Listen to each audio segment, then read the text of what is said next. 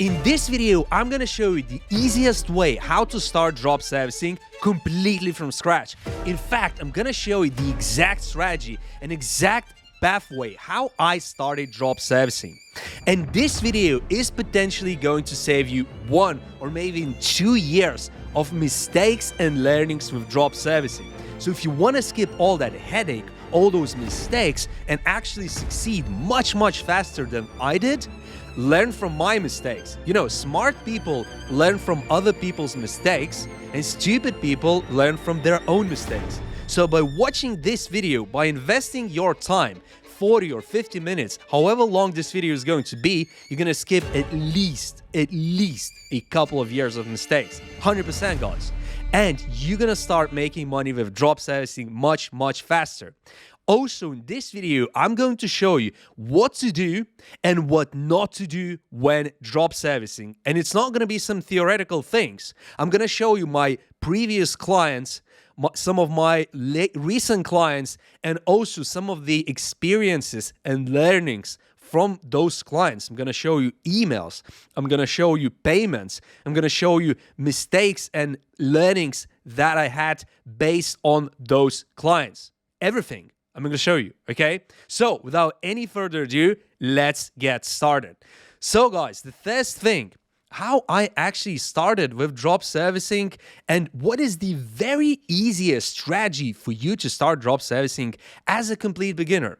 Or perhaps even in an advanced stage where you already created the name of your brand for drop servicing, you found the niche that you're gonna go for, you know, maybe you found a service provider, maybe you created your portfolio, but you're still in that kind of a beginner level where you still haven't started and haven't got your first paying client, or maybe you've got one client, but you still not sure how to move forward in the fastest and easiest way.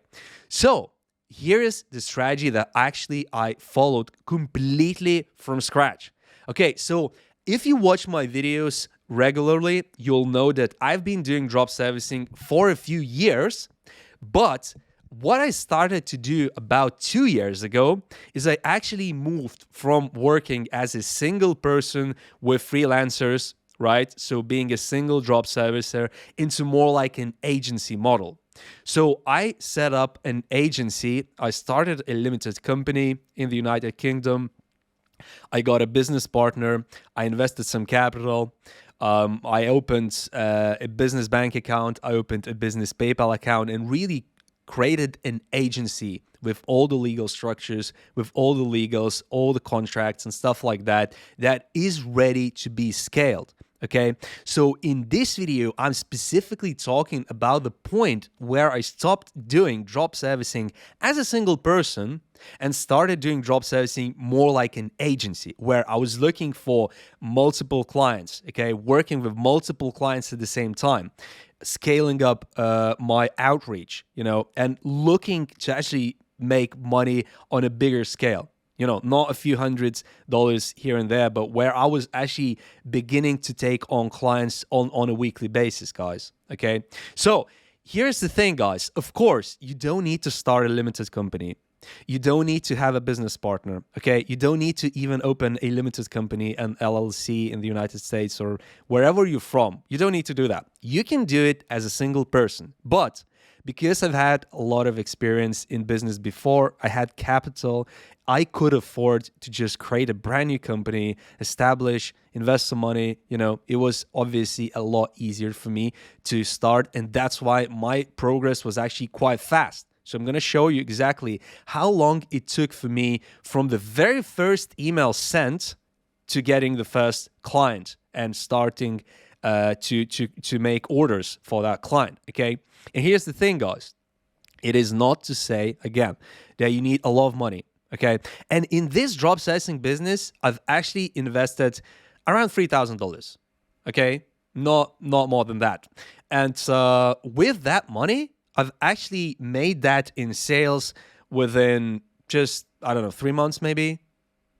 when I first got started. This was almost 2 years ago now. Okay, so that was a while ago. And then, of course, we started to scale up, add more clients, add more revenue, got some recurring clients who actually started working with us with larger channels and making more and more videos. And all of this is going to be primarily talking about video editing, guys.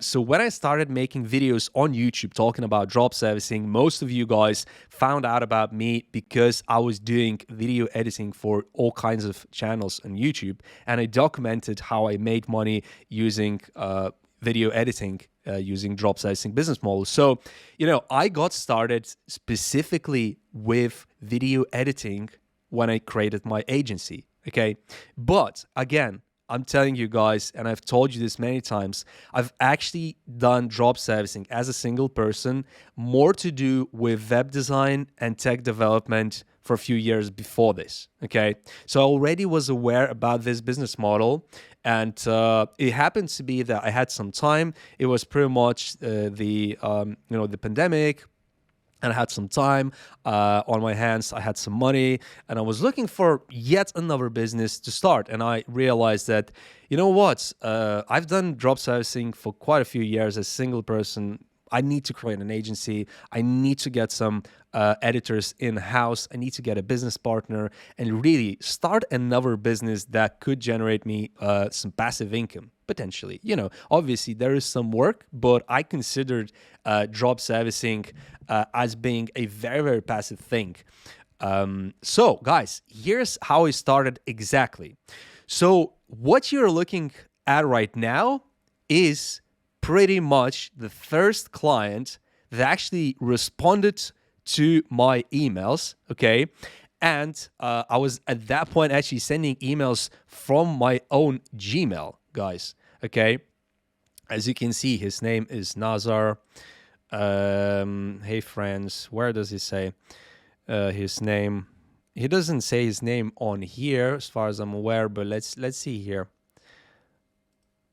Okay, there isn't there, but anyways, this guy, oh yeah, Nazar Al-Arbi. Yeah, that's his name.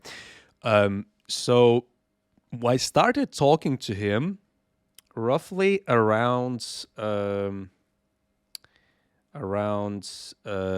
beginning of April, right? 2022. So that was about a year and a half ago, pretty much, right? I sent him the first email. He got very interested. Okay, the email just said the same things as I usually teach you guys, is that, I'm a video editor. I can help you to make your videos better.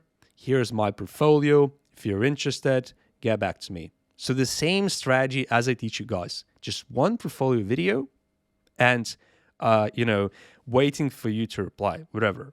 That's it. In my previous video, I showed you a template. So if you want to, if you want to see that template, you got to watch the previous video, which is about how to get your very first drop servicing client.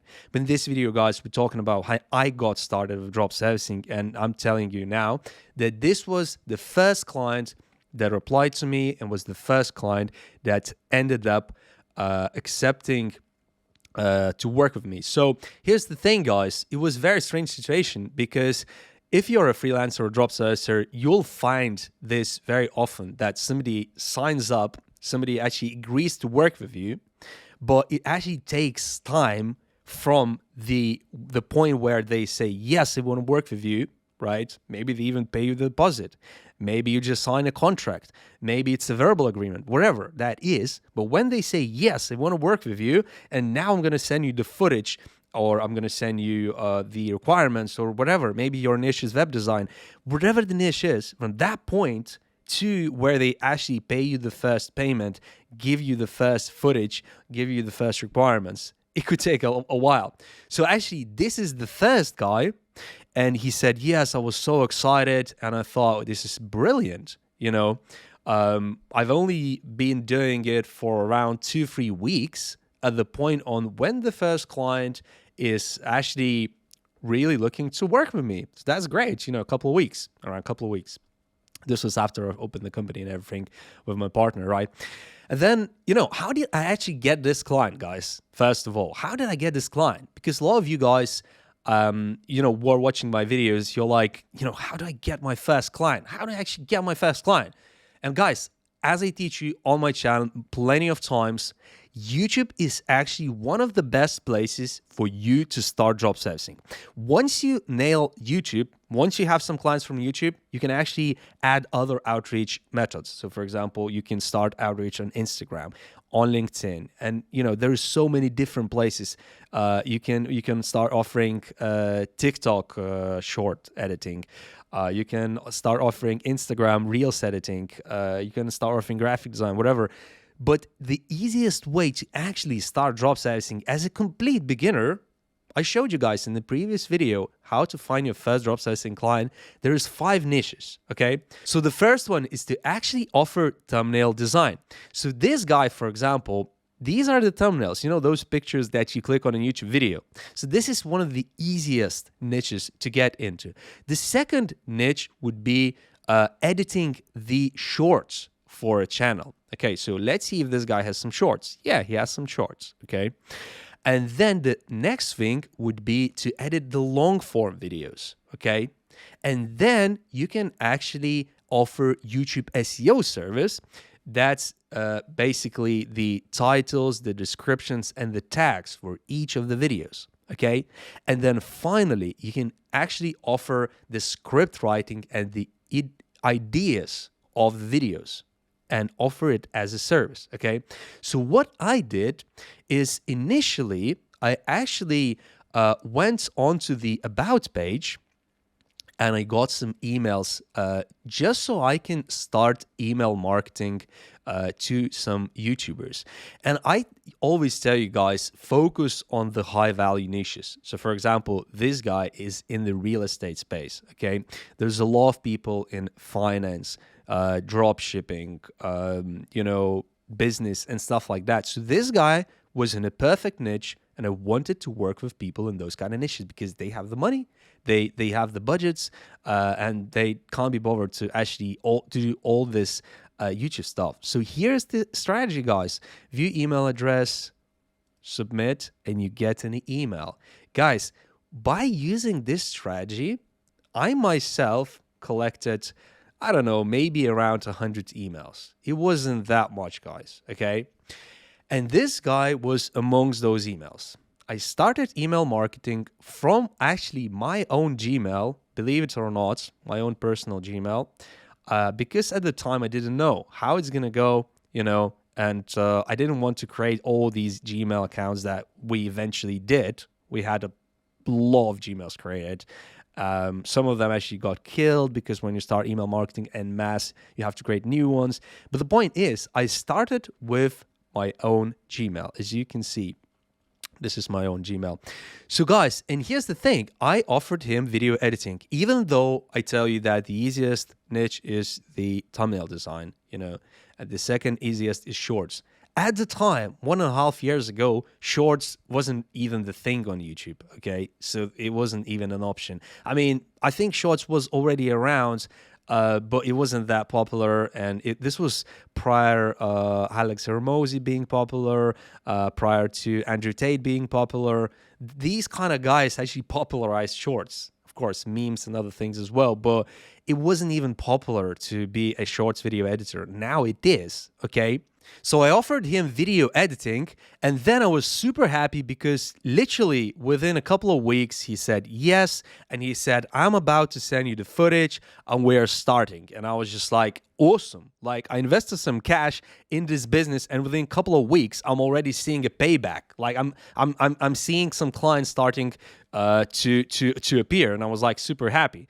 But then the time went on, a few days, more days, and I kept emailing him saying, dude, where's the footage? Like, I want to start editing your videos, and he kept replying to me saying that, I'm definitely going to send you the footage. I really like your video editing. I really want to work with you.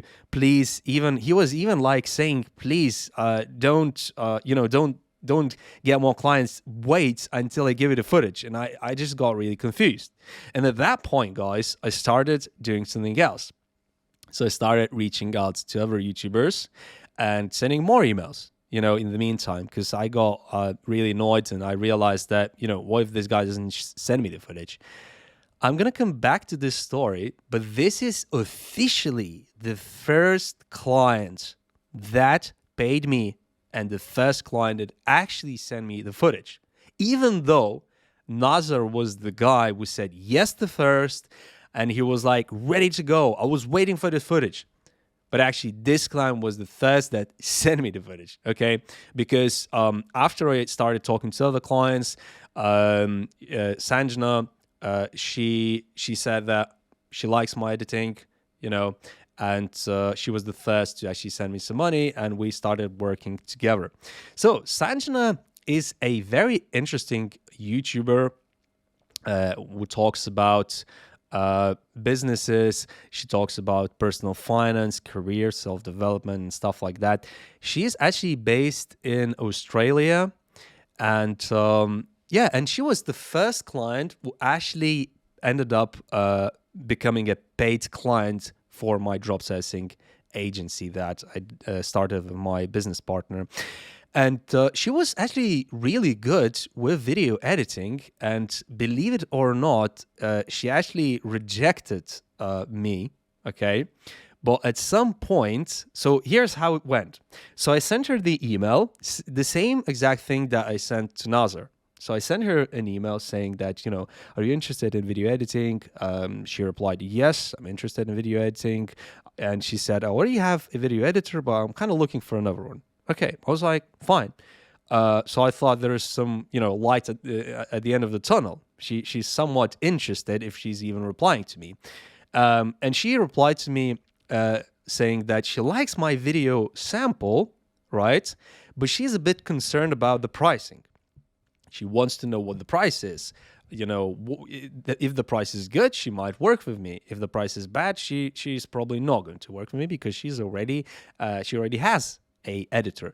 So at that point, I thought about, okay, so I'm still waiting for the footage from the first guy, and time is going by, and I want to see some results. Like I didn't really care about even making profit because I had the money, I had the capital. I just want to see things moving, right? I was treating the agency as a startup pretty much. I need to get clients now. I don't want to wait for a perfect client and spend maybe weeks and weeks and weeks. I want to get the first client within literally a couple of weeks and start working with him or her. So Sanjana asked what the price was, and then I sent her the price. And I can't remember what I sent because we had quite a lot of emails. We spoke on WhatsApp for a long time. We have so many messages. I don't even want to go through all those WhatsApp messages where we discussed about the price because it's just like too much, okay? Because we've been working for a couple of months or a few months, I can't remember exactly, on WhatsApp. And of course, I don't want to show her WhatsApp messages. It's a bit personal potentially. But here's the point. She really liked the editing. She wanted to work with me because she wasn't happy with her own editor, right? But when I sent her the price, she just rejected me. Okay, so I think the price was around something like $50 or $60. Okay, as you can see, most of her videos are between 8 to like 13 minutes. Okay, so the videos are not very long, right? At around $50-$60, it would be a pretty good client because the videos are also super simple. I'm gonna show you some of the videos that I've actually that my agency actually has edited for her. You'll see that the editing is actually very simple. It doesn't take that long, maybe 3 or 4 hours for a supplier who is decent enough is enough to actually make these kind of videos. So that's why the price of $50-$60 is fine, because if I'm paying $20 or $15 for a video edit like that to my supplier, I'm keeping again around 60-70% margin. And here's the thing. She said that actually I'm not willing to pay that kind of price, and her current editor, I think he was paid around $480, if I remember correctly. So here's the thing, guys. At that point, I was just like, okay, so if she thinks the price is too high, I still want to get the first client because it's been around 2 weeks and I just want to get the footage and I just want to just basically start. Okay. Some of you guys were, if you don't have the money to really afford to do these kind of experiments, you have to go for the higher value clients. Okay, so if somebody is saying, oh, I can only spend, let's say, $40 on a video edit versus 70 or 80, right? Don't even get involved, because I just wanted to get a client to get things moving, okay? And, I then said, look, I'm going to match exactly what your current editor is getting, okay? And then we have a deal. And she agreed. So as far as I remember, we agreed for 450 or 480 bucks per month. Okay. And that includes a number of YouTube videos. That also included some Instagram videos, short form videos. And we had to make them all in 1 month. Okay. So she would send us the footage for the shorts, Instagram reels, and she would send me the long form content, and we would edit it and send it to her. So as you can see, yes, happy to go ahead with the deal. And, just some basic information. And for the payment, happy to pay weekly if the bank is Australian. And as I teach you guys, if you can, open a Wise account, wise.com. Okay, Wise.com is an account that is like a virtual bank account. It's by a Britain-based company called Wise, and they allow you to have a GBP bank account, Australian bank account, US bank account, and native bank accounts, where actually people like Sanjana could actually pay me from Australian bank account into my Wise bank account very easily without any complications, and it's like a local payment. So that's what she ended up doing. She ended up paying me into my Wise account.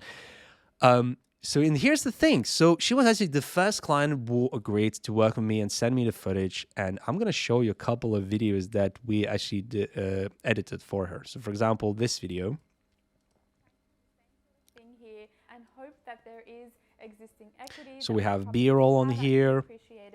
So that I can we have some transitions.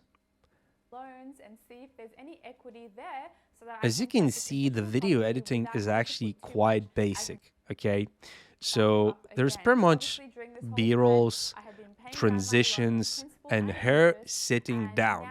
There is a little bit of a zoom as well. Can you see the video? It's zooming in slightly, right? So there was some graphs as well in videos, some videos. We've done quite a lot of videos for her, actually. So as you can see, these kind of videos are not that difficult. And that's why I thought this was a good client to get started with my drop servicing agency. There is another video. Have a look. So she wanted to have some tips on left side. Okay, so we added the background tips.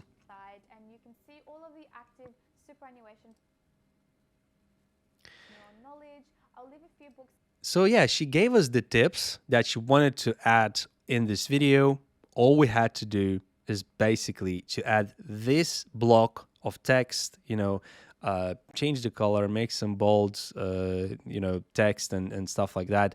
And that's it. We also, of course, added some B-rolls in here as well. And as you can see, you, of course, have to match it really well. So, for example, here, the video is 10 finance tips every woman should know. And look, you have to have women walking in there, So the B-rolls have to match precisely what the video is about. And, some suppliers don't actually understand that, So when you're reviewing these kind of videos, if your supplier is not even understanding, that is not a good supplier. So for us, the supplier that we actually used for Sanjana was a very good one initially.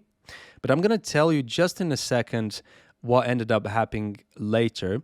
So, and there is going to be a learning as well from working with Sanjana. Okay, and I'm going to tell you what it is. So I know I personally have a holiday fund. I've got a luxury together whenever it is. So yeah, so this is the first client that we actually got paid from. And now, guys, I'm going to show you the very first payment that I actually got from Sanjana. As you can see, I don't know, can you guys see that? I do hope that you see that, because I don't actually see what you guys see right now because I'm recording from the webcam, but I'm going to keep it on here for just a couple of seconds. So hopefully one of these shots will show exactly what I'm talking about.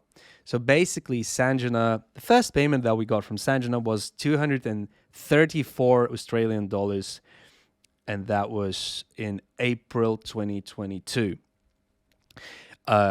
Into my Wise business bank account. That was specifically created for this drop servicing agency. And guys, here's the thing.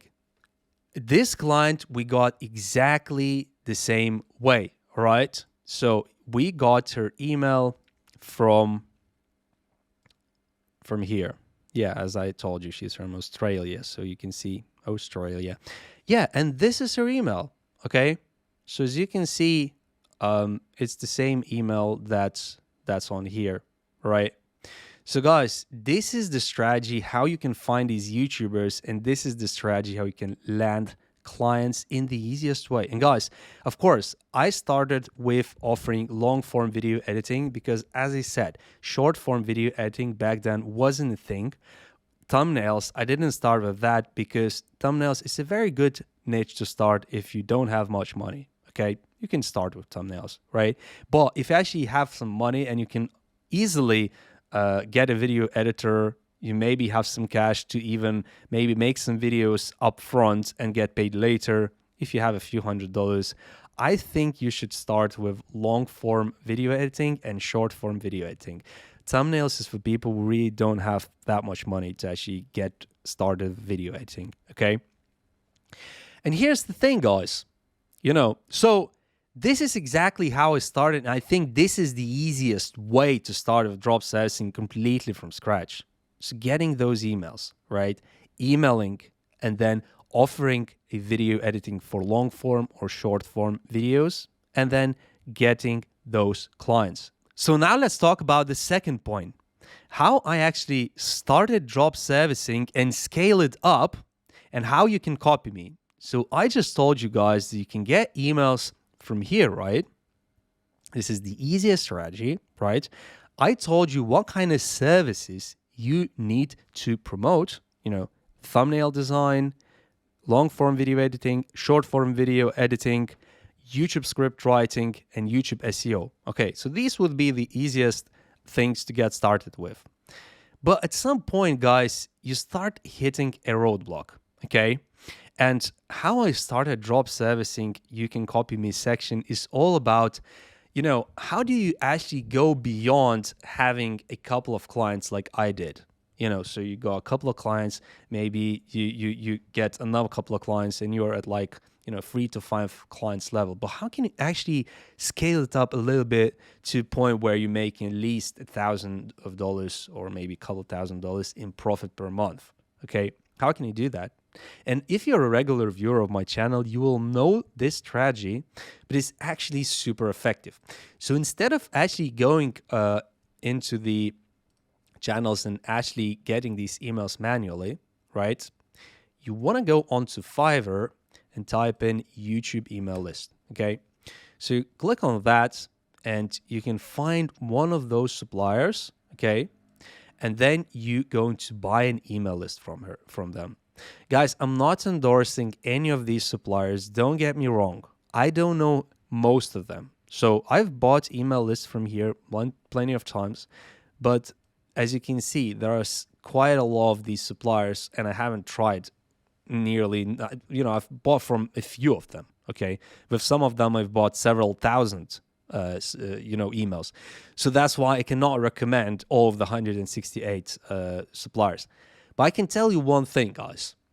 Most of these people do exactly the same thing, what we do here, yeah? They just scrape those emails in bulk, and they just resell it on here. So most of those emails are going to be legit, okay? And what the key thing as well, guys, is, for example, this guy says, or a girl, niche targeted email list. That's what you want. So as I said, guys, best niches to go after: real estate, personal finance, business, crypto, and similar things like that, which are highly paid. So people in those kind of business related niches, they have the money, they have the budgets for video editing, for thumbnails, for everything, because they are in these businesses, they're making money, right?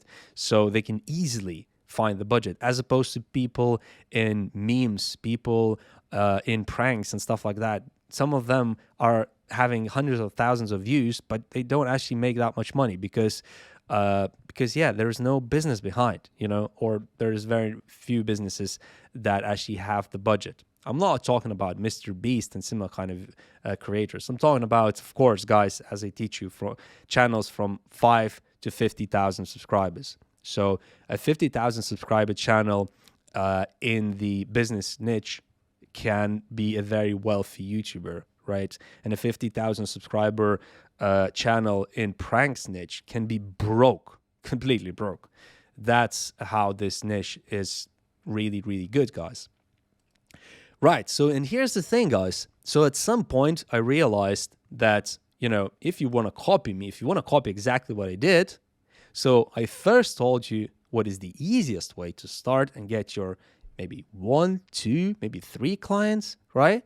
But how do you actually then scale up? And you scale up by buying a YouTuber email list, okay? And I actually jumped on here and I spent, I don't know, maybe $500. I can't remember exactly. I bought it a few times. I'm talking about the previous email list because I've been buying email lists many times before, but I'm talking about what happened a year and a half ago. Okay, so I bought quite a lot of email lists, a couple of thousand, maybe several thousand YouTubers, all in business niches, finance niches, and similar kind of things. Okay, and then what I started doing is I created more Gmail accounts, right? I had around, I don't know, maybe 8 Gmail accounts as far as I remember. Yeah, I think 8 Gmail accounts. And with those 8 Gmail accounts, I actually started emailing from all of those 8 Gmail accounts around 20, 25 emails per day, as far as I remember, something like that. Okay, so as you can see, we scaled it up quite heavily, right? Because as I told you, I first started emailing from just my own single Gmail, okay? And the other thing, guys, is I soon realized that if I email clients from my own Gmail, I can ruin this Gmail. I don't want to do that, because when you start emailing a lot of people, eventually you get to a point where some people will not like it. Some people will treat it as promotion, spam, whatever. They'll mark it as spam, and you can actually destroy your email, So you don't want to do that. You want to create brand new Gmail. So that's what I did. Okay, and as I said, I created 8 different Gmails, right? And it was our offering /1, our offering /2, our offering /3.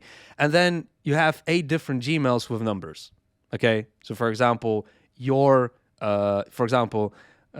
video editor mastery 1, video editor mastery 2, video editor mastery 3, whatever. Whatever the name of your video editing company or graphic design company, and then 1, 2, 3, 4, 5.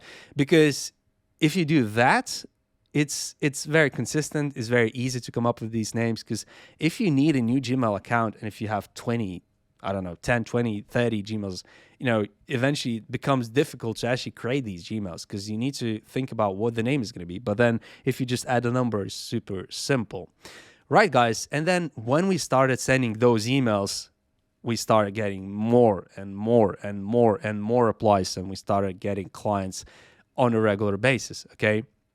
At that point, guys, I actually ended up hiring a full-time video editor, okay, using this website. So we were no longer using Fiverr to find a video editor, okay? At that point, we got regular clients, were uploading videos on YouTube, and they need regular video editing, okay? There's no point in using suppliers from Fiverr for one-off projects. If you have a client that's actually using your service on a regular basis, like all the time, right? Every single week, few videos, right? And when you have more clients, of course, guys, we want to have a full-time video editor. And Online Jobs PH is basically a website focused for people in Philippines. We're looking for online jobs, basically. It's self-explanatory, okay? So here's the thing, guys. Online Jobs PH is pretty much the best website for people looking for jobs in Philippines. And why is Philippines a place where I wanted to hire? Because I've worked with people from Philippines for years, since around 2018. Okay, so around nearly 5 years now. And some of those people are still working for me in another company, in another business. Okay, guys, so the advantages of using people's work from Philippines is they speak good English. They don't have massive salaries like people from US or, Europe, wherever, right? And they are actually very patient, very nice people, and they work really well. They're very hardworking people. So I've hired many people from Philippines. At some point, I had around 15 people working for me from Philippines full-time, not just like one-off projects, full-time, okay, for various businesses. Some businesses to do with video editing, some businesses to do with other online businesses. And here's the thing, guys. This website actually costs money. Okay, so once you get to a point where you're scaling up, as I told you guys, we got 8 Gmails, we started sending mass email campaigns, and we started getting more applies, more clients. At some point, you get to a point where you want to hire an editor full time, because then one editor can actually edit videos for 2 clients, maybe even 3 clients, depending on how many videos you need. And then at that point, you want to look into Online Jobs PH and actually hire a full-time video editor. And Philippines is a great place to hire from. So pricing. This website actually requires you to pay, okay? And as you can see, there's no trial. Why no free trial? So this website actually is paid, okay? So what can you do with a free version? Not very much. So what I actually suggest you do is you get a pro version. I got a pro version. It's $69, okay? And within that 1 month, you want to post multiple different listings looking for a video editor. Mention the salary. Mention that the editor has to know Premiere Pro and DaVinci, one of them too, because it depends. But these are kind of the main softwares that you want to be using. Most of these people, by the way, will not have a MacBook. So they will be forced to not use Final Cut. Final Cut is a software used on MacBooks. And, people from Philippines and countries like that, they're just not going to have Final Cut. It's going to be either Premiere Pro or DaVinci Resolve, okay? And so these guys need to know that those softwares actually do the work. And then you pay the $69, and if you feel that you get value, so you create the applications, you get a ton of people applying, because I got, with each advert, I got around 30, 40, maybe 50 applications with people sending me their portfolios to review. Okay, so what you can do is you can actually pay the $69, and really, that's it. Like, if you find the value, you cancel after 1 month. You don't really need to keep it for longer than that, guys. Within that 1 month, you can find so many different video editors, CVs, and contacts that you can, when you need the next video editor, you can just go back and look at those same CVs that you got in that 1 month.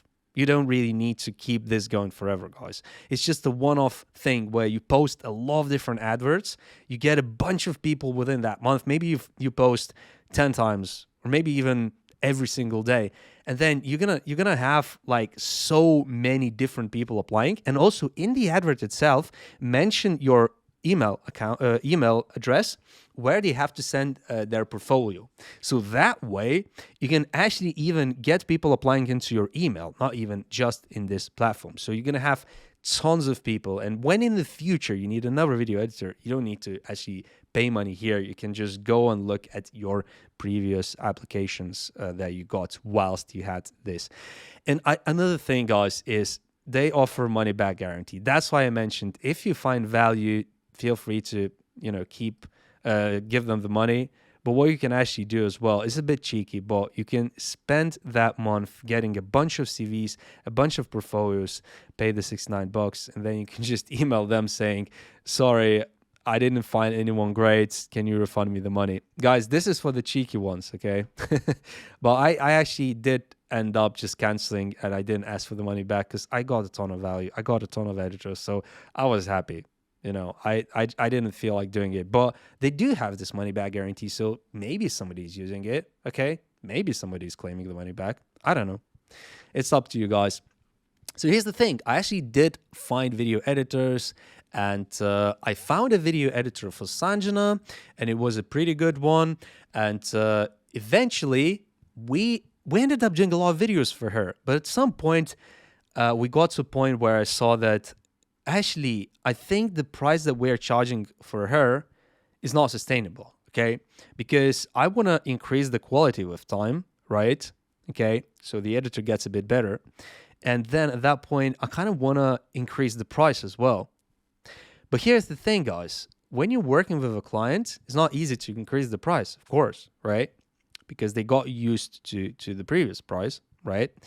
And what happened is I realized that the only way to carry on working with Sanjana is to actually find a different supplier who's going to be editing cheaper and maybe slightly lower quality. So that's what we did. And at that point, after a couple of weeks, maybe 2-3 weeks, she decided to stop working with us because the quality wasn't good, but she didn't want to pay an appropriate rate. So that's why, basically that's why we parted ways. But I don't have anything against her. She's a really nice person. I really enjoyed working with her. She has a great content. It's just, it didn't work out basically, but I'm really, really glad that we did take her on as a client. And she was the first client to actually pay us. And we worked for a good 2-3 months, I think. We edited quite a lot of videos, as I showed you guys. For example, this one, and I showed other videos as well in this video. So I'm really thankful for Sanjana for giving our agency a chance when we were first starting out a year and a half ago, a couple of years ago almost.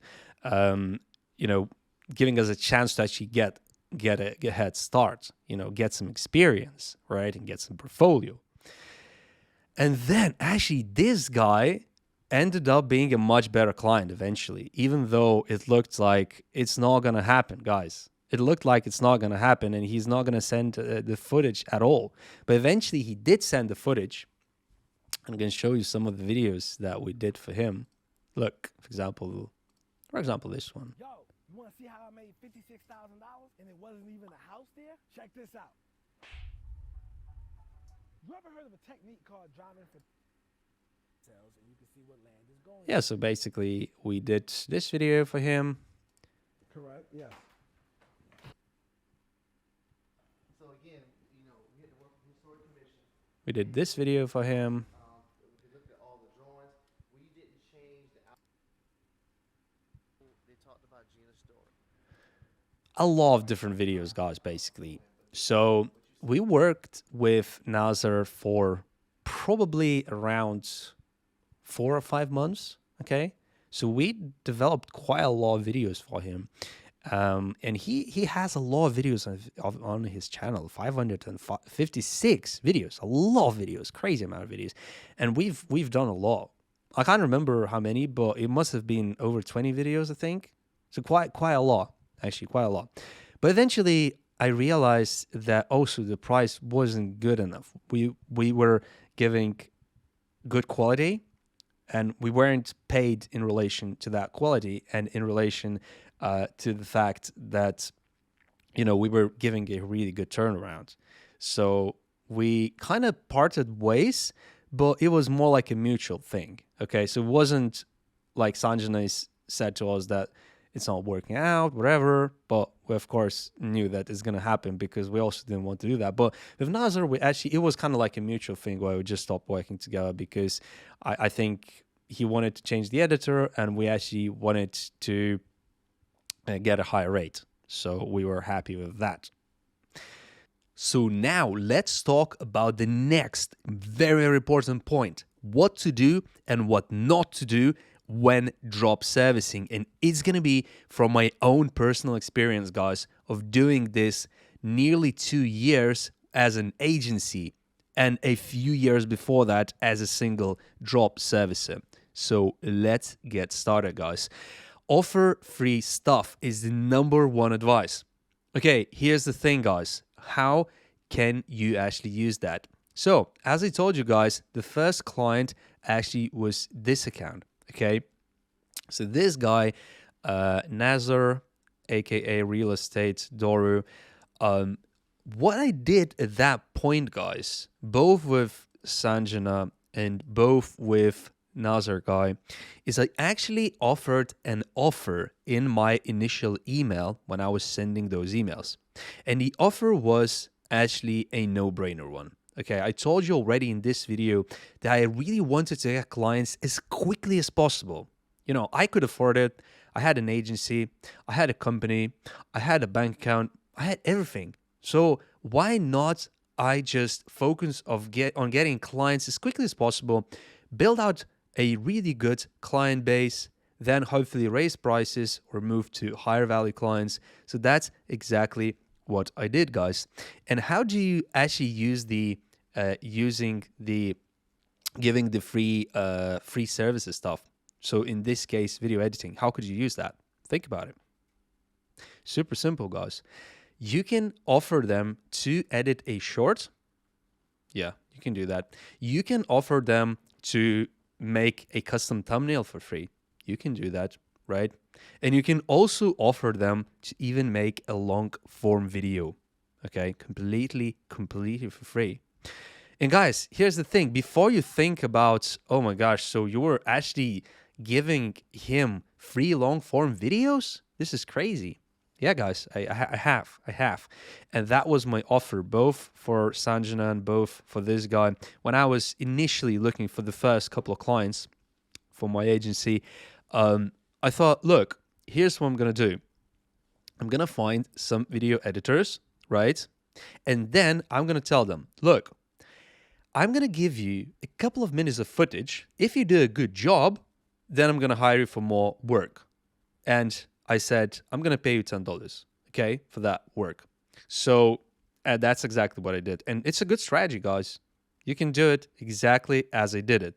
So, for example, for this client, in the initial email offer, I didn't say that I can do a free video. But when he replied, I said, look, if you're interested in working with me, just give me a few minutes of footage and let me make you a custom video. He was super happy. Same with Sanjana. She sent me a video. I made her a custom video for completely free. She didn't have to pay anything. This guy didn't have to pay anything. And then I had an editor who I paid $10. So to acquire this customer, I paid $10 because I got the email for free. I got the initial test done for $10. Okay. And I sent emails from a simple Gmail account. So $10 to acquire a customer. And Nazar has paid me probably, I don't know, 1,000 maybe, 2,000. I can't remember, guys. It's been a few payments because we worked on a few months. Sanjana has paid me probably close to $1,000. We didn't work that long with Sanjana, a bit less, maybe a couple of months. I had a few payments from her. So she also liked that. She loved the initial video. And then, you know, when people get something for free, they know you're not a scammer as well, you know. And when you think about it, if you're a video editor yourself, for example, freelancer, you can quickly do these kinds of free videos. This is super simple for you. You can just edit yourself. But if you're a drop servicer, you of course cannot do it yourself if you don't know video editing or thumbnails or whatever the service you're providing. So you have to get a supplier to agree to make that small sample for cheap price, okay? So in my case, I offered $10. I was like, look, I have a client. I need you to edit this video. If you edit it well, I'm going to pay you only $10. If you edit it well, I'm going to bring you more work. But make sure you edit it really well, okay? And people always agree for $10. Always agree. I'm talking about, obviously, editors from Asia. So I can't remember exactly. I think from Philippines. Yeah, Philippines. Yeah, both editors that I used were from Philippines for these free videos. One of them I ended up actually hiring as a full-time editor. The other one didn't, because the sample wasn't that great. But actually, I still got the client using that sample. So guys, this is a strategy that you can actually use, you know. So if you're a complete beginner, starting completely from scratch, whatever the service you're providing, if it doesn't cost that much, I'm not talking about web design, right? You're not going to create a free website for somebody because that's it. Like if you create a website for them and they need a website, then you're done. But in this case, they need videos all the time, right? So as you can see, Nazar is uploading a video almost every 3-4 days, right? So I know that if I'm going to make him a video, if he likes it, he's going to buy again, he's going to buy again, he's going to buy again. And it's just a continuous process. Same with thumbnails, same with script writing, same with SEO. You know, it's a consistent recurring business, right? So when you offer free stuff as a complete beginner, it's one of the best strategies to actually get clients. But guys, here's the thing. Once you have a decent portfolio and you have confidence, you have experience, you worked with, 5 or 10 clients, stop doing that. Honestly, it's just pointless, because what it does is one thing. First of all, it gives you the clients fast, okay? But usually, you can get a lot of clients that don't want to pay a lot for the services, because those clients who are happy to pay for the initial video are actually the best clients. But those clients, of course, there's less of them, and not everybody wants free video without any payment. Everybody wants that, even just to see it, even if they're not going to upload it. Most of the time, they actually won't upload it, or you can even put a watermark on it, right? So it's going to be of no use. They're just going to be able to see it. But everybody's happy. Everybody wants to see what you can make for them for free. Everybody wants that, right? But the best clients are usually those who are going to say, yeah, I would like a sample. How much is that? And then you say, my regular price is, let's say, $80. But because it's a sample, it's going to be $50. And if they pay that, you know that that client is very serious, right? So even for the sample, they're willing to dish out money, right? So those are the best clients. And once you build up your portfolio, once you build up your confidence, once you build up your experience, you want to start charging even for the initial video. Because why not? Once you have client base, you can do that. But when you're first starting out, it's a very good strategy. And it helped me to get a client. As I told you guys, the first client I got within 2-3 weeks. From zero, from the first email sent to having the first payment and working with the first client. Color grading can be a nightmare. Add extra price for that. Let me explain. So, I just showed you a few examples of videos from Nazar, yeah? Have a look at this video. Can you see the colors are kind of washed out? For example, look at this. Can you see the colors are somewhat washed out? So basically, what Nazar asked us to do in many cases, he asked us to actually do the color grading. And he sent us what is called a LUT. So it's basically a file that allows you to actually color grade a video. And the video that he sends us kind of looks like gray, So for those of you who are in video editing and have been doing it for a while, you understand exactly what I'm talking about. You know about LUTs and stuff like this. But for people who've never done video editing, this could be some weird jargon. But the point is, he sends us a video that's kind of grayscale, and we have to color it in the basic words, right? And here's where the problem comes. Sometimes he sends us, 10 or 20 different files, right? And he wants us to assemble it into one video. Some of those videos, for some reason, are filmed with another camera, right? So the colors look different, or it's a colored version. Other files are not colored. So already you can see there is complexity there. You need to color those you don't need to color. Then the color kind of mismatches. And guys, it just becomes a little bit of a nightmare. And here's the thing, guys.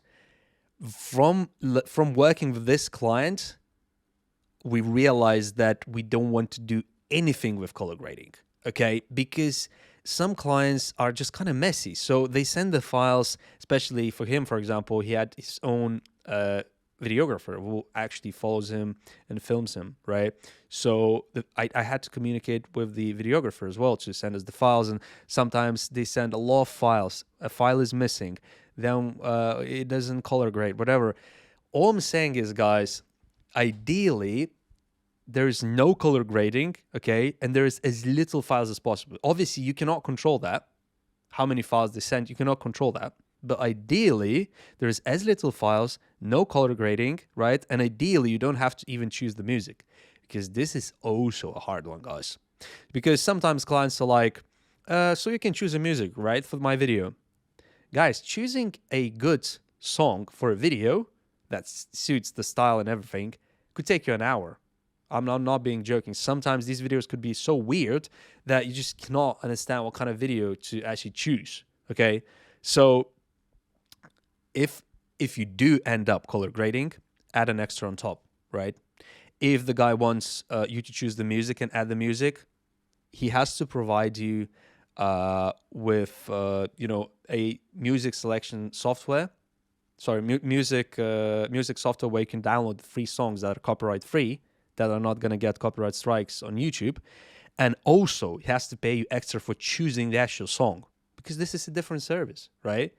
And and you add these things, and eventually, if the video editing price was, let's say, 50, after you add everything, it's going to be like $80 or $90. And that's what we did, right? Eventually, we said, look, we're not going to do the color grading. So send us the final video as you want it edited, because it's just too complicated, right? I'm going to give you more learnings from the NASA's channel, but guys, don't get me wrong. These kind of things do happen. So when you work with clients, with many different clients, you're going to come across these kind of nuances. But I'm just telling you, like, exact cases, what has happened with this client. And I think he is still happy with our work that we did, right? Because we did best given the circumstances, given the files not matching, the colors not matching, and stuff like that. And LUTs actually, so they send us a LUT, we color it, and the color is still washed out. So then what do? Do we play with the colors? Again, it's a different service. Why should we? Guys, anyway, let's talk about the next one, which is start with lower prices and then increase as you gain experience. I kind of spoke about it, guys, but look, we started with Sanjna, as I said, around $450, $480 a month, as I said, right? With this client, we moved up. As far as I remember, we were at like $500 something, $600 a month, okay? So as you can see, with each new client, we were raising the price. And eventually, we ended up, raising the price around between $70 to $120, okay? Because at that point, anything below 100 is very, very easy to get clients. Well, reasonably easy, right? As you move beyond 100, a lot of clients, especially those small ones with 26,000 subscribers or whatever, they're not making that much money from YouTube AdSense. So if they have additional business income from affiliate marketing, from sponsors, from wherever, they can do it. But some channels, they're like, if they're pushing out 10 videos a month, that's $1,000 that they have to pay to you, right? So it starts adding up. So here's the thing, guys. Again, if you're starting as a complete beginner, start with lower prices. I would say definitely start with lower prices. Start by charging $40 or $50. Get some experience, understand how it works. You can always raise it to like $80, $90, $120, depending on the length, depending on the quality, guys. But like when you're completely starting from scratch, don't be that greedy. You need some time to gain experience. You need some time to understand how these kind of things work. Guys, you're gonna have a much easier time. If you have absolutely no experience and you start by charging $150, you're gonna get clients, but it's gonna be very slow, guys. Much, much slower than if you charge 50 or so bucks. The next thing, no does not mean no. It can be changed. Okay, so I told you guys already the story with Sanjana, right? So she basically rejected me.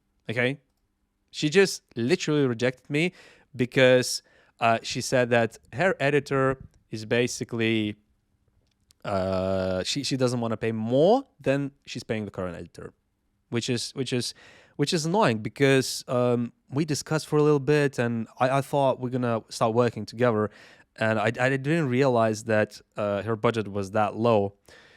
But yeah, she didn't want to pay more than $480 per month for the few videos that she needed. And and then eventually, as I told you in previously in this video, that I just said, look, I'm gonna match the price of your current editor, and let's just go, right? And she was like, yeah, you got a deal.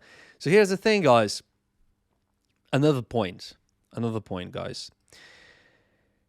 If a client tells you no, but kind of still replies to you, it means you can still get there. And also you need to understand why they say no, because sometimes they say no because of price. Sometimes if they say no because of price, you can play around with it.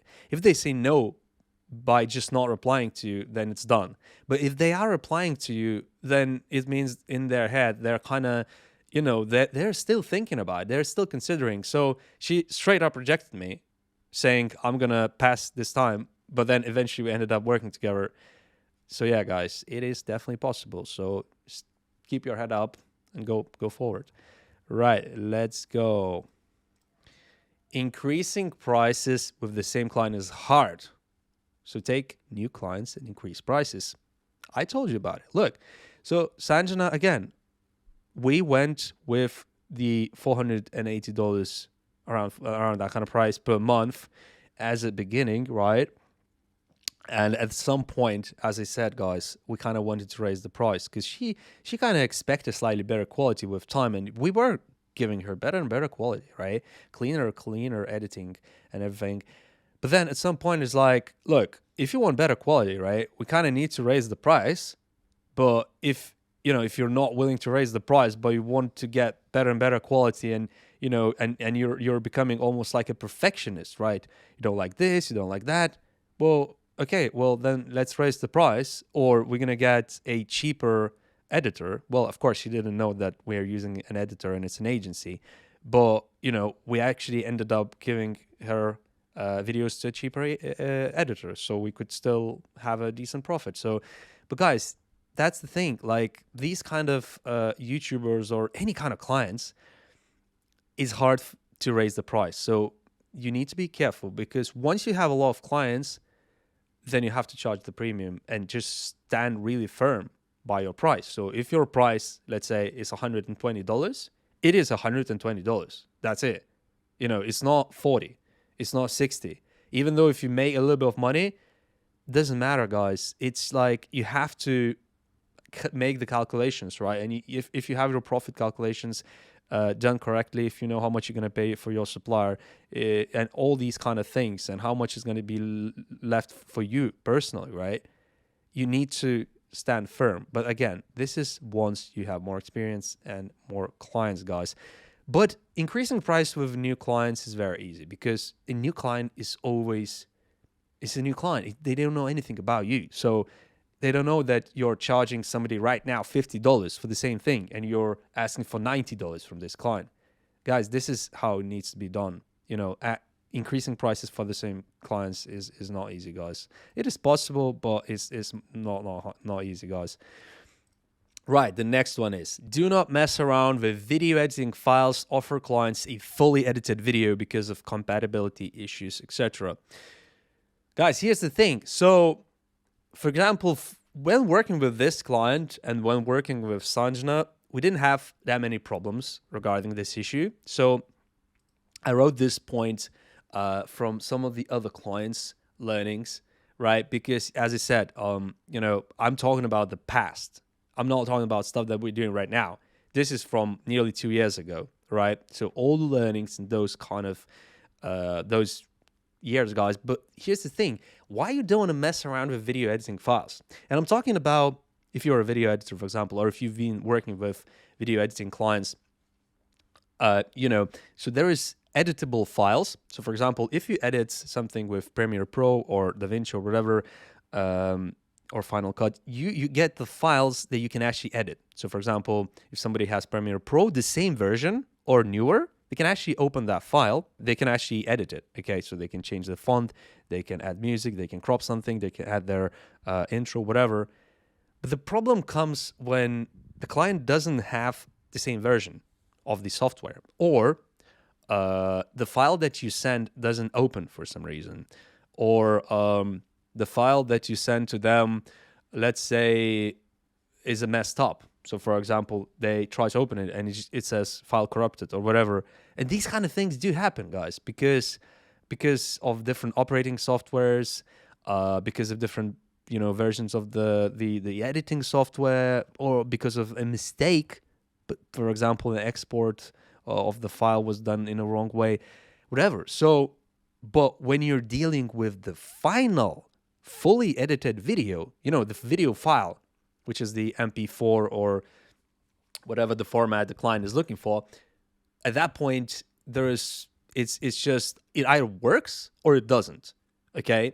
So we found that, some clients actually do want you to give them the final files plus the actually editable files. But after working with some clients, we realized that this is not a good way, because when we from the very beginning, we just say that, look, we're not going to give you the editable files. Okay. We're going to give you the final video. If you need some modifications, so if you have some problems with the video, whatever, just tell us. Give us the feedback. Send us an email. Send us a WhatsApp. Tell us, I want to change this. I want to change that. Watch the video. Give us the feedback. We're gonna make all the changes. We're gonna send you the final video. Because here's the thing. It happened many times, guys, and that's why I moved away from that model. When you send, it may look good on paper that you send them the editable files, but in reality, if it doesn't open, they're pissed off. If it does open, but it's kind of messed up, the formatting is not the same, if they don't have the font that we were using, then they need to download the fonts.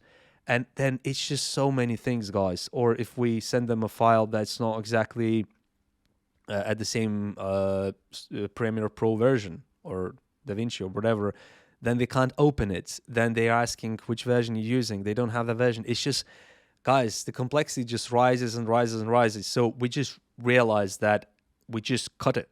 So when we have the client briefing call or WhatsApp or Google Meets call or whatever, we just say, look, that's how we work. Okay, we send you the video. We don't send you the editable files. That's it. If the client is not happy and they want to have editable files, well, then, there's nothing we can do. We cannot work with that client. Or we can just tell them, look, yes, we can send you the editable files. We're going to do an export, but if it doesn't open, it's not our problem, okay? Because it's just too many variables. Right, let's talk about the next point.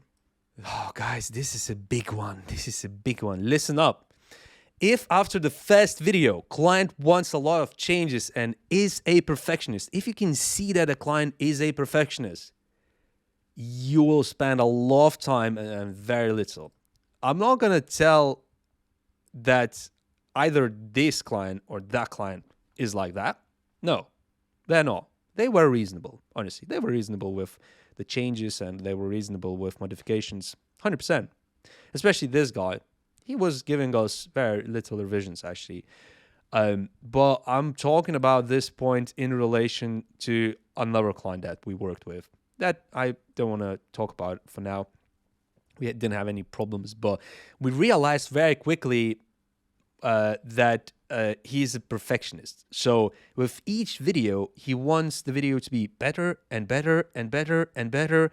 And eventually it gets to a point where you send him a draft video, the first draft, for example, right? And he sends us like 50 different points. And it's just like, seriously? You're paying us, let's say, I can't remember, that was like $80 or something, $90. And you're sending us 50 points. Like, this is going to take like half a day to fix, all these things. And some of those things are like quite big as well. And it's just like, no, it doesn't make sense because look, if you're paying $90, we calculated that it could take maximum of 1 day of editor's time. Like if the editor has to fix those things the next day, then we're doing 2 days with just 1 day's price. So, and you'll find very quickly, maybe with the first video, whether the client is perfectionist or not. If the client is not perfectionist, some clients are actually really good where they'll give you maybe like 2 or 3 things to change, or some clients don't ask for anything. You send them the video and they're like super happy. One of our best clients who we worked with for a very long time, many, many months, who paid us a lot as well over that time, he almost never had any feedback. So it was so great. It was like we sent him the video and he just uploads straight away.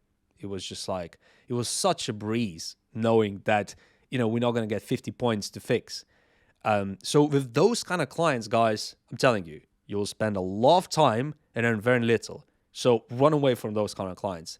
And also, sometimes you can't see it from the first video, but like if you make the second video or the third video and then you see that they keep increasing the requirements and they don't want to increase the price, then just be like, you know, if you want much, much better quality, well, we need to add a bit on top, okay? So of course, don't run away from them, but just be like, you know, it's a deal breaker if we don't increase the price and you want better quality. From our side, it's a deal breaker. Don't work on Sundays. Tell clients about that up front. Okay, guys. So here's the thing. I know how it may feel sometimes that you're a hustler, right? You want to make as much money as you can. But guys, honestly, like you don't want to be working 7 days a week, right? And, you know, when you're working with especially YouTubers, right? These things can get intense because some YouTubers have a very, very strict uploading schedule, okay? I don't have it. Like I upload when I have a new video, okay? So I can upload anytime. That's why it's great, guys, when you're checking out my channel for new videos. You know, from time to time I do upload videos and you might not see it. So if you visit my channel regularly, you're going to see all the videos, right? But some channels actually have, for example, Monday, Wednesday, Friday schedule, and that's it. Their videos have to go and be uploaded at those times, 100%. They've been doing it for years. So if you start working with a client like that, you have to be aware of these kind of things and you have to respect that because, you know, they've been doing it for so long. Like, you know, you're joining another person who's been doing it for years. So they're going to expect that, you know? So the reason why I'm saying that is because ideally, what we usually say to our clients is, look, ideally you send us the footage by Thursday. Here's why that is. Because the last thing I want is for somebody to send me the footage on Friday evening or worse, on Saturday. Because then he needs to upload on Monday and we don't work on Sunday. Where's the time? Like, where do we get the time? We don't get the time. We have to edit on Sunday. And then I have to review on Sunday, or my manager has to review on Sunday. And the editor has to agree to even edit on Sunday. So that's why ideal situation is for you guys to talk to your clients and just be like, look, Thursday evening is the latest point when you can send us the footage. Maybe Friday early morning. Okay, so we have the entire Friday to actually edit it. If you work on Saturdays and you're fine, and if your service providers work on Saturdays, it can be done on Saturday, but it's risky, you know. So ideally, you have 2 days, right? This is a big one, guys. Don't work on multiple videos from the same client until the previous one is completed. This is directly addressing this client, guys. This is a learning from this client. I have nothing against this client. It was brilliant. We made some money. We made him quite a bunch of videos. We told him a lot of different advices and stuff like that. So I think he's happy with us working with him, right? But during those few months that we were editing videos for him, we had a few really strange cases where, for example, he sent us a few videos. So for example, he sent us like 3 different videos, right? And then he was like, actually start with this video, let's say, right? And then before we actually finished and submitted him the video, he just emails us saying, actually, I need a new video right now, and forget that one, just focus on this one, okay? And then we do that video, and as soon as that video is done, we send it to him, right? And then he doesn't reply for like a couple of weeks, okay? And then we work on this video, and then he comes back with the feedback from that video, which is like from 2 weeks ago. And by then, we already have another video that we're working on. And then it's like, it's so hard to fix the mistakes and stuff like this on videos that you haven't worked on for 2 weeks and you have a new schedule, right? So it's not very good situation when you're working on multiple videos and the feedback is only given after some time. Ideally, if you can, enforce your clients and really negotiate with your clients to only work on maybe 1 or 2 videos max at the same time. So let's say this client sends you the video, right? You finish the video, you submit the video, the client says, approve, done, that's it. You move on, okay? You don't actually start working on like 5 different videos because it just gets really, really messed up, okay? Final point. So guys, demand all clients to give you all requirements at once. This will save you time and increase the turnaround. Again, same thing. This guy, this is where we had a little bit of problems, guys. Okay, so we had a few videos. As I said, we've made a lot of videos for this client, so I'm not even gonna pretend that we had problems with everything. No. There was a lot of decent videos. 90% of stuff was really good, so we didn't have problems with 90% of the stuff. But we did have some problems a few times where he said that, look, this is the video that I want to do. These are the things that I want you to do. These are the pictures that I want. This is the text that I want, right? But then we edit the video, we send him the video, and he's like, actually, guys, I wanted this text to include this. I actually wanted more things, like I wanted these pictures. Actually, I don't want this intro. Can you just remove it? I don't think is. And then you're like, dude, it's almost new requirements. We just edited this video. It's done. You know, and like, you're not going to ask for for more money, right? Because it's the same video, right? But it's new requirements. So basically the point is, guys, especially when working with YouTubers and with video editing as well, guys, long form content is, of course, demanding, right? There is a lot of things. There's a lot of moving parts. And sometimes the clients, when they see the draft, the final video, right? They think of other ideas. Oh, this could be better. Oh, I could add. But most of the time you have to be upfront to clients, and when you start working with them, maybe first video you could allow for these kind of things to happen, right? But eventually, after a couple of videos, you have to be like, guys, we need to be strict with this. Like, you give us all the requirements now, right? How it looks like. If you want specific text on this, for example, in this place, or if you want specific image on this, give us everything at once, right? Because if I'm editing and I'm spending, let's say, 5 hours on this video, I want to be done with it, right? I just want to do some minimal tweaks and things like that. I don't want to do an entire session of 5 hours again. Otherwise, it's like, the price has to go up, right?